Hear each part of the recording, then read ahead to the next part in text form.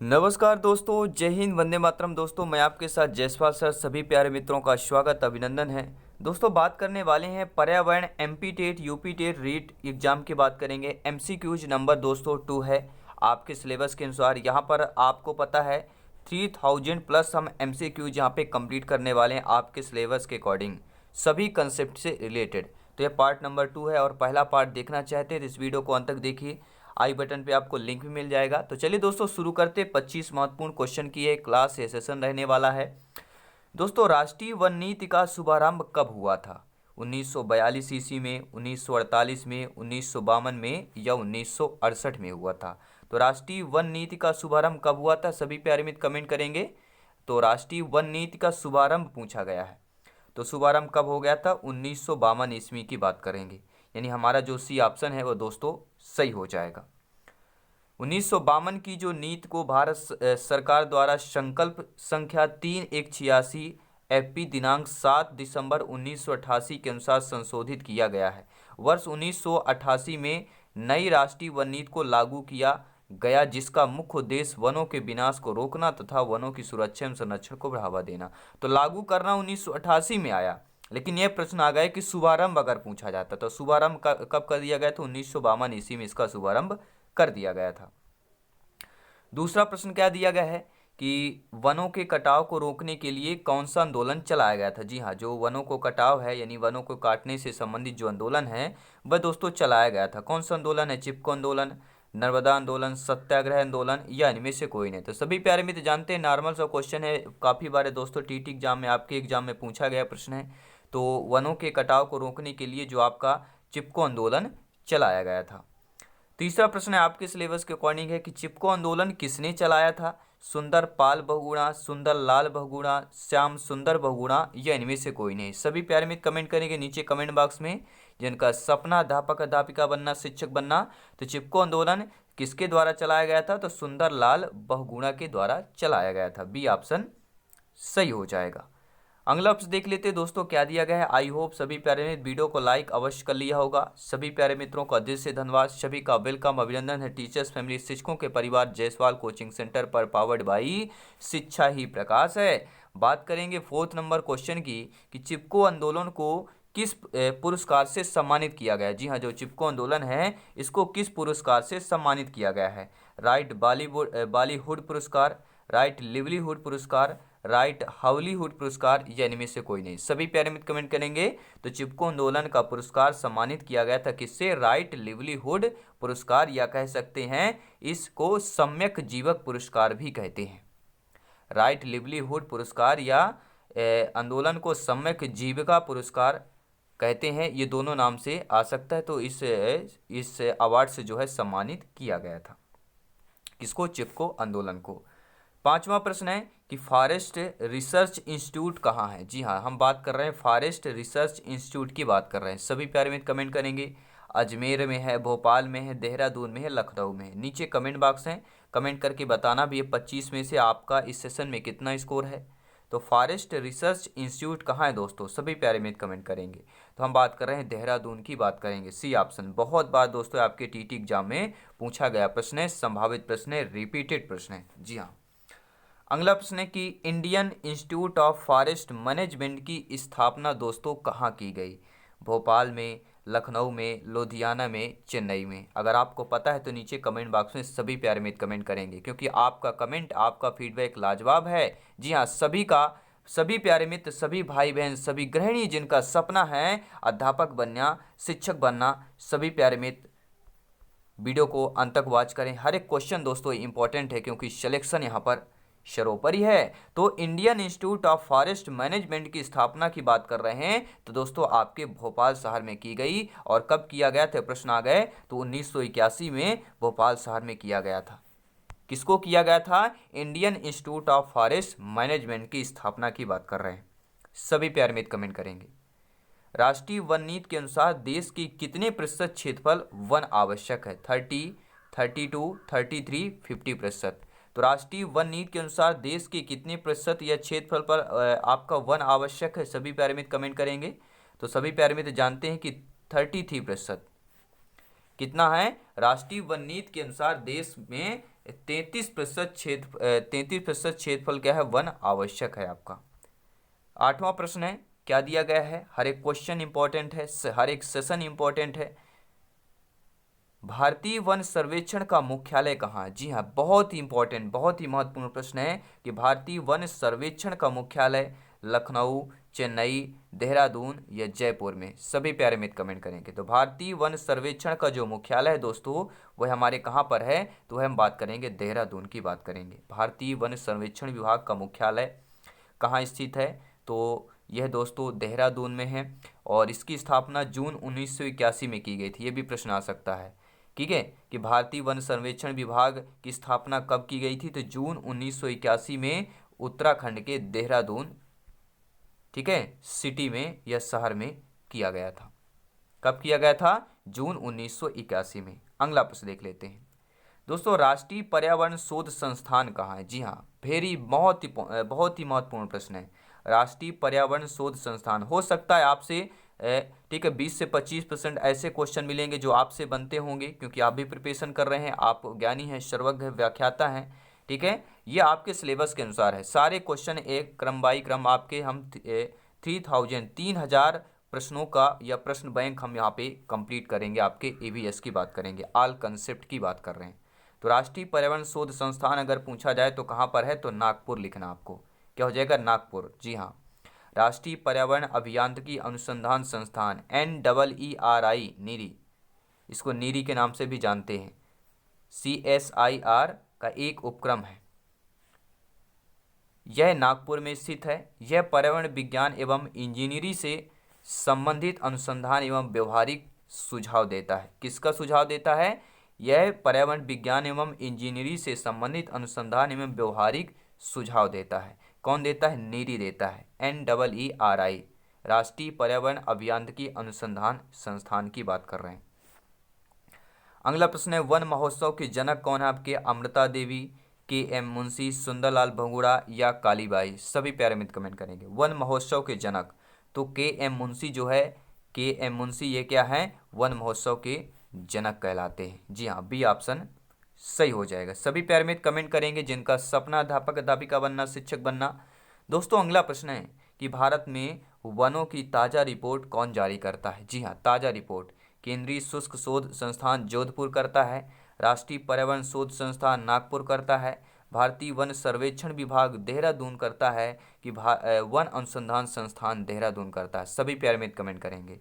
तो भारत में वनों की जो ताज़ा रिपोर्ट जारी करता है, अगर आपको पता है तो नीचे कमेंट बॉक्स में अपना अपना आंसर, अपना अपना फीडबैक देते चलें। जी हाँ, ताज़ा रिपोर्ट के अनुसार जो है भारत में वनों की कौन जारी करता है, तो भारतीय वन सर्वेक्षण विभाग देहरादून जारी करता है। सी ऑप्शन सही हो जाएगा।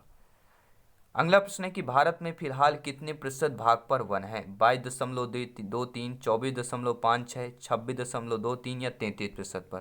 33% पर होना चाहिए, लेकिन कम है। तो कितना है वर्तमान में? तो भारत में फिलहाल हम 2019 का सर्वे के अनुसार बता रहे हैं आपको कितने प्रतिशत पर है, तो 24.56% की बात कर रहे हैं। देश में वनों एवं वृक्षों पर आच्छादित कुल क्षेत्रफल 8,7,276 वर्ग किलोमीटर है, जो कुल भौगोलिक का क्षेत्रफल लगभग 24.56% की बात करेंगे। अगला प्रश्न दिया गया है, सभी प्यारे मित्र कमेंट करेंगे, फीडबैक करेंगे जिनका सपना अध्यापक अध्यापिका बनना, शिक्षक बनना। जी हाँ, आप लोग सभी लोग ज्ञानी हैं, सर्वज्ञ हैं, व्याख्याता हैं। सभी प्यारे मित्र कमेंट करेंगे। भारत में सबसे अधिक वन किस राज्य में है? उत्तर प्रदेश, मध्य प्रदेश, गुजरात, राजस्थान की बात कर रहे हैं। तो भारत में जो सबसे अधिक वन पाए जाते हैं, सभी लोग जानते हैं, मध्य प्रदेश। भारत का जो दिल कहलाता है, भारत का दिल कौन है दोस्तों? मध्य प्रदेश है। इसका इसीलिए नाम मध्य प्रदेश बचा। मध्य यानी कि भारत के मध्य में है, बीचों बीच में, इसलिए इसका मध्य प्रदेश नाम दे दिया गया। अगला प्रश्न आइए देख लेते हैं क्या दिया गया। भारतीय वन सर्वेक्षण विभाग की बात कर रहे हैं। अगला प्रश्न है, भारतीय वन सर्वेक्षण विभाग की स्थापना कब की गई? 1971 ईस्वी में, 1981 में, 1991 में, 2001 में? तो भारतीय वन सर्वेक्षण विभाग की स्थापना कब की गई थी? सभी प्यारे मित्र कमेंट करेंगे। भारतीय वन सर्वेक्षण विभाग की स्थापना की बात कर रहे हैं, तो राइट ऑप्शन क्या होगा? 1981 की बात कर रहे हैं, यानी हमारा राइट ऑप्शन नंबर दोस्तों बी ऑप्शन करेक्ट हो जाएगा। अगला प्रश्न है कि भारत में किस प्रकार के वन सर्वाधिक पाए जाते हैं? उष्णकटिबंधीय सदाबहार वन, उष्णकटिबंधीय मानसूनी वन, उष्णार्ध पतझड़ वन या उपरोक्त सभी। तो भारत में किस प्रकार के वन सर्वाधिक रूप में पाए जाते हैं? जी हाँ, सर्वाधिक रूप में आपके जो उष्णार्ध पतझड़ वन पाए जाते हैं, पर्णपाती वन या पतझड़ वन। भारत में अधिकतर जो उष्णकटिबंधीय पर्णपाती वन पाए जाते हैं इन्हें मानसूनी वन भी कहा जाता है, ये भी ध्यान देना है। और यह वन 70 से 200 सेंटीमीटर वर्षा वाले क्षेत्रों में पाए जाते हैं। तो पर्णपाती वन को मानसूनी वन भी कहते हैं। भारत में चंदन की लकड़ी के वन सबसे अधिक कहाँ पाए जाते हैं? पश्चिम बंगाल, उत्तराखंड, नागालैंड या कर्नाटक में। सभी प्यारे मित्र कमेंट करेंगे। सभी मित्रों को जय हिंद, वंदे मातरम, इनकलाब जिंदाबाद। एनर्जी डाउन नहीं करना है, एनर्जी 100% बरकरार रहेगी तो सिलेक्शन अपने आप मिलेगा। अपने आप को खुश रखिए, अपने आप के दिल को खुश रखिए और तैयारी जारी रखें। भारत में चंदन की लकड़ी की बात कर रहे हैं, सब वन सबसे अधिक कहाँ पाए जाते हैं? तो आपके कर्नाटक की राज्य में बात कर रहे हैं। ठीक है, कर्नाटक स्टेट, कर्नाटक राज्य में आपके सबसे ज़्यादा चंदन की लकड़ी के वन पाए जाते हैं।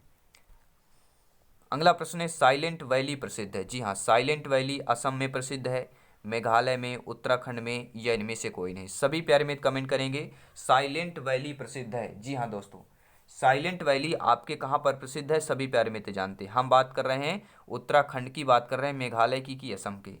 तो सभी प्यारे मित्र जानते हैं इनमें से कोई नहीं, क्योंकि साइलेंट वैली कहाँ पर है? साइलेंट वैली की बात कर रहे हैं तो साइलेंट वैली दोस्तों हम जानते हैं केरल राज्य में प्रसिद्ध है। केरल के पलक्कड़ जिले के पश्चिमी घाट पर स्थित साइलेंट वैली अपनी जैव विविधता के लिए दुनिया भर में प्रसिद्ध है दोस्तों। उत्तर में नीलगिरी की पहाड़ियां और दक्षिण में फैले मैदान के बीच होने के कारण ये घाटी साइलेंट वैली के नाम से जानी जाती। साइलेंट मतलब शांत। ये नाम से ऐसा लगता कहीं बाहरी होगा, ठीक है, विदेशी नाम लगता, अंग्रेजी नाम लगता है, लेकिन यह भारतीय मूल का है, केरल राज्य में है। और कहाँ पर है? उत्तर नीलगिरी की पहाड़ियाँ और दक्षिण में मैदान के बीच की यह घाटी है, इसको साइलेंट वैली के नाम से जानते हैं। अगला प्रश्न है दोस्तों, फूलों की घाटी कहाँ स्थित है? मध्य प्रदेश, असम, हिमाचल प्रदेश, उत्तराखंड। सभी प्यारे मित्र जानते हैं कि फूलों की घाटी पूछी गई है। ये काफ़ी बार आपके एग्जाम में आया हुआ प्रश्न है। तो राइट ऑप्शन क्या हो जाएगा? उत्तराखंड की बात करेंगे। फूलों की घाटी आपके कहाँ पर है? उत्तराखंड राज्य पर स्थित है। कौन सा राज्य शहतूत रेशम उत्पादित करता है? झारखंड, छत्तीसगढ़, कर्नाटक, उड़ीसा। अगर आपको पता है तो नीचे कमेंट बॉक्स में जरूर बताइएगा ऐसा राज्य जो शहतूत रेशम उत्पादित करता हो। देखिए, रेशम की बात नहीं कर रहे हैं हम, रेशम के साथ साथ शहतूत रेशम की बात कर रहे हैं। देखिए, झारखंड, छत्तीसगढ़, उड़ीसा ये रेशम उत्पादित करते हैं, लेकिन कर्नाटक जो है यह शहतूत रेशम उत्पादन करता है। हम अगर जाने कि शहतूत रेशम उत्पादित करने वाले मुख्यतः आपका कर्नाटक राज्य है, आंध्र प्रदेश, तमिलनाडु, जम्मू व कश्मीर, पश्चिम बंगाल, ये आपके 4-5 राज्य है जो शहतूत रेशम उत्पादित मुख्यतः करते हैं। जबकि गैर शहतूत रेशम आपके उत्पादन करने वाले झारखंड, छत्तीसगढ़, उड़ीसा, उत्तर पूर्वी राज्य में किया जाता है। तो ये दोनों इंपॉर्टेंट क्वेश्चन है, दोनों प्रश्न पूछे जा सकते हैं। अगला प्रश्न है कि भारत में सबसे महत्वपूर्ण व्यावसायिक कौन है? जी हाँ, हम बात कर रहे हैं भारत में सबसे महत्वपूर्ण व्यावसायिक वनों की बात कर रहे हैं। कोणधारी वन, उष्णकटिबंधीय पतझड़ वन, उष्णकटिबंधीय सदाबहार वन या उष्णकटिबंधीय अर्ध सदाबहार वन। सभी प्यारे मित्र कमेंट करेंगे। भारत में सबसे महत्वपूर्ण व्यावसायिक वनों की बात कर रहे हैं। भारत में सबसे महत्वपूर्ण व्यावसायिक वन कौन सा है? सभी प्यारे मित्र कमेंट करेंगे। जानते हैं, समझते हैं, ज्ञानी है, सर्वज्ञ हैं कि उष्णकटिबंधीय जो सदाबहार वन होते हैं दोस्तों, क्या होते हैं? उष्णकटिबंधीय अर्ध सदाबहार वन। जी हाँ, सदाबहार नहीं, उष्णकटिबंधीय अर्ध सदाबहार जो वन होते हैं ये सबसे महत्वपूर्ण व्यावसायिक वन भारत के कहलाते हैं। उष्णकटिबंधीय अर्ध सदाबहार वन नोट कर लेंगे। जी हाँ, अगर टेलीग्राम पे ज्वाइन नहीं किया, टेलीग्राम से जरूर जुड़ें, नोट्स पीडीएफ फाइल प्राप्त करें, सर्च करें जायसवाल कोचिंग सेंटर, या लिंक भी दे दिया गया है। साथ ही साथ इंस्टाग्राम पर है तो इंस्टाग्राम पर भी आप फॉलो कर सकते हैं जायसवाल कोचिंग सेंटर या जायसवाल सर को, और फेसबुक पेज पर भी आप लोग फॉलो कर सकते हैं, सर्च करें। अगला प्रश्न है, 5 महत्वपूर्ण प्रश्न देखेंगे, इसके बाद मॉक क्वेश्चन भी रहेगा आपका। भारत में सबसे प्रमुख वनस्पति कौन सी है? वर्षा, सबाना, पतझड़, कांटेदार, झाड़ियाँ। जी हाँ, बात कर रहे हैं सबसे प्रमुख वनस्पति की बात कर रहे हैं, वो भी कहाँ पर? भारत की बात कर रहे हैं। तो भारत में सबसे प्रमुख वनस्पति जो होती है वह पतझड़ वनों की बात करेंगे। जी हाँ, राइट ऑप्शन पतझड़ वन हो जाएगा। अगला प्रश्न है कि उष्ण कटिबंधीय सदाबहार घने वन कहाँ पाए जाते हैं। जी हाँ, उष्ण कटिबंधीय सदाबहार घने वन कहाँ पाए जाते हैं। आर्द्र प्रदेशों में, उपध्रुवीय प्रदेशों में, भूमध्य रेखा व उष्ण कटिबंधीय में या महाद्वीपों में। सभी प्यारे मित्र कमेंट करेंगे। सदाबहार घन, जी हाँ, उष्ण कटिबंधीय सदाबहार घने वन जो है भूमध्य रेखा व उष्ण कटिबंधीय क्षेत्रों में पाए जाते हैं। अगला प्रश्न है कि भारत वन रिपोर्ट 2011 के अनुसार भारत में विश्व के वनों का कितना प्रतिशत है। जी हाँ, जो 2011 का रिपोर्ट आया था, जनगणना हुआ था, अब आपका 2021 में होने वाला है, 2021 या 22 में जनगणना होगा। कोविड के वजह से कुछ चीज़ें हो रही हैं, ठीक है। तो भारत वन रिपोर्ट 2011 के अनुसार भारत में विश्व के वनों का कितना प्रतिशत है। 2.535%। सभी प्यारे मित्र जानते हैं कि लगभग 2.88, तो यह लगभग कितना कहलाएगा, हमारे 3% के समथिंग कहला जाएगा। तो भारत वन रिपोर्ट 2011 के अनुसार भारत में विश्व के वनों का प्रतिशत 3% हो जाएगा। अभी जब जनगणना आएगा तो ये और ज़्यादा बढ़ने वाला है। जी हाँ, हो सकता है 4 से 5 भी पहुंच सकता है, 4% तक पहुंच सकता है। अगला प्रश्न है, भारत के किस राज्य में सबसे कम वन पाए जाते हैं। मध्य प्रदेश, केरल, असम, हरियाणा। अगर यह प्रश्न बनता कि भारत के किस राज्य में सबसे अधिक वन पाए जाते तो मध्य प्रदेश सही होता, लेकिन यह प्रश्न पूछा गया सबसे कम वन पाए जाते हैं, तो आपका क्या हो जाएगा, हरियाणा हो जाएगा। डी ऑप्शन सही हो जाएगा।